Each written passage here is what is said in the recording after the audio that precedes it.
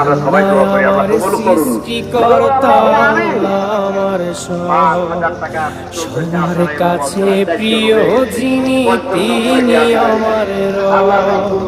দুনিয়া করব আল্লাহর ইবাদত, দুনিয়া করব আল্লাহর ইবাদত, কিছুতে দিবেন তিনি আরি রহমত, কিছুতে দিবেন তিনি আরি রহমত। আল্লাহ আমার সৃষ্টিকর্তা আমার সবার কাছে প্রিয় যিনি তিনি আমার রব।